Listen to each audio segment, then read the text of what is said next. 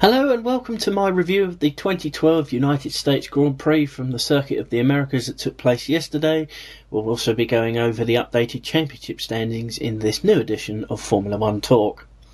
But first, there was some news right before the race got underway that Ferrari's Felipe Massa had a 5-place grid penalty for a gearbox change. This enabled Fernando Alonso to start from the clean side of the track.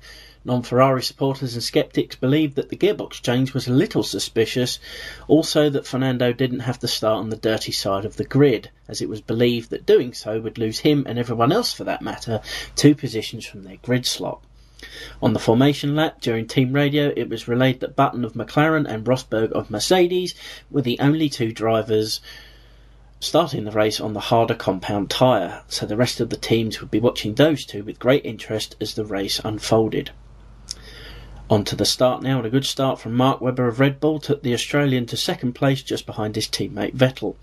But an even better start from Alonso saw the championship contender move up to 4th by the first corner, which was vital for the Spaniard in both the race and the hunt for the championship. Some good action early on as the new overtakes the old, as Force India's Nico Hülkenberg passed the Mercedes of Michael Schumacher at the start of lap 2. However, the young German could do nothing about the fantastic move of Kimi Räikkönen around the outside of him a few laps later. A bad weekend for Jean-Eric Vergne went from bad to worse as he retired from the race with suspension damage. Something similar happened to him during a practice session, so some work needed at Toro Rosso headquarters to make their cars not only faster but more sturdy as they move into 2013. Yet again, Red Bull sent a radio message to Mark Webber stating that his KERS boost was inoperative and that they would try to get it working again.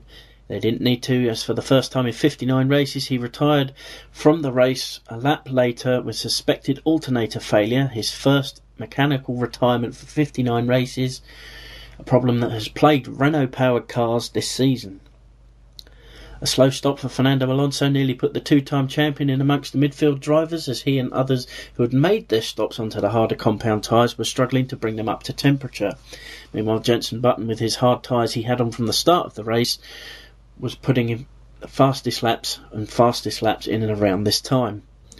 A problem with the rear jack slowed Kimi Räikkönen's stop at Lotus. This delay enabled Button to catch up and battle the Finn in some great on-track action between the 2. Thanks to a new front wing update, the McLarens were right back on the pace of the Red Bulls as Button had been storming through the field after dropping down to 18th after the first corner. Meanwhile, Lewis Hamilton was right on the tail of Sebastian Vettel in the fight for the lead, the McLaren clearly looking after its tyres better than the soon-to-be 3-time Constructors' Champions.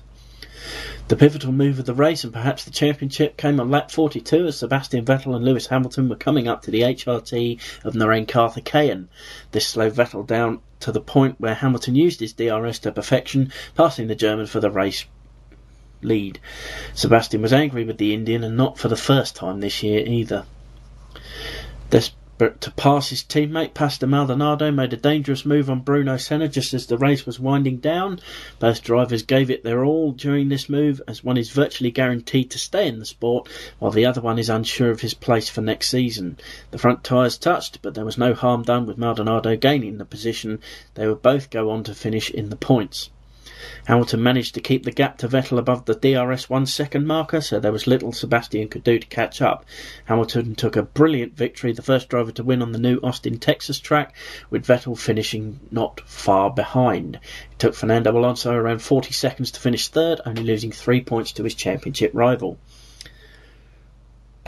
Now on to the race results. First place with a brilliant victory was Lewis Hamilton, giving his farewell present to the team. Perhaps he may well do it again in a few days' time, we don't know.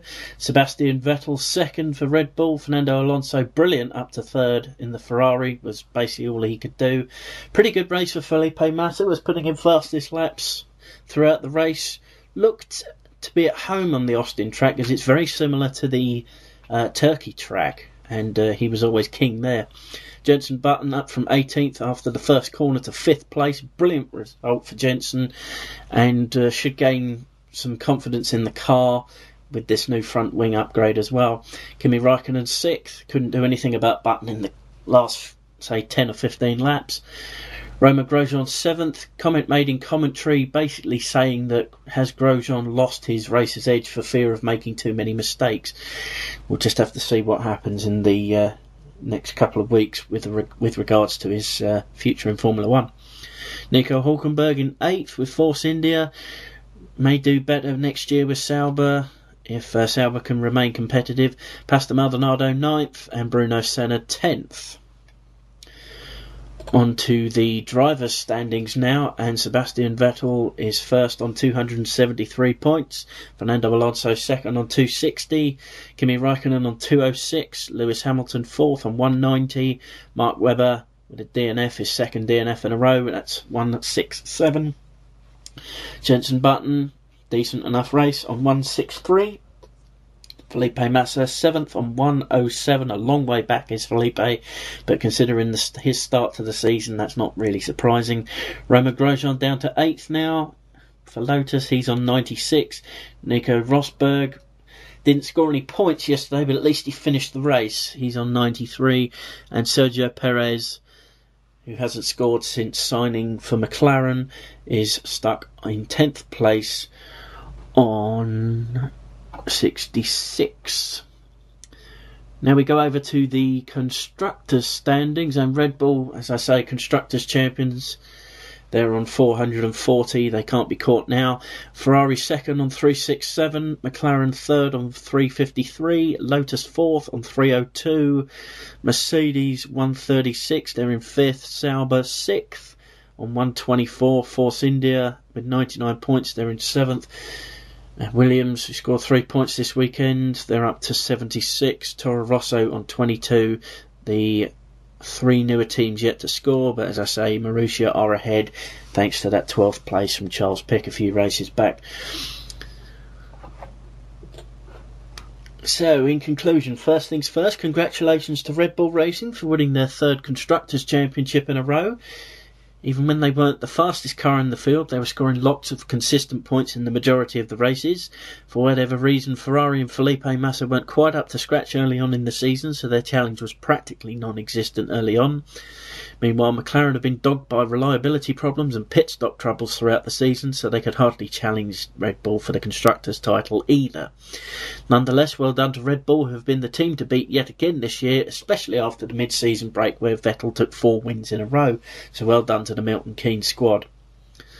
We have one race to go, and there are 13 points between the two drivers gunning for the 2012 championship. That's about an equivalent of a third-place finish, and Alonso has stated that Vettel is not as strong at Interlagos as he is everywhere else. Remember, Mark Webber has won at Brazil more than Vettel has, so it will be an interesting finale to the season. It may well be a touch of mind games from Alonso to Vettel, trying to psych out the Red Bull driver. As for my preview of the final race of the season, stay tuned to the Formula 1 Talk channel for that later on this week. So I'll see you then. Thank you very much for watching. See you next time.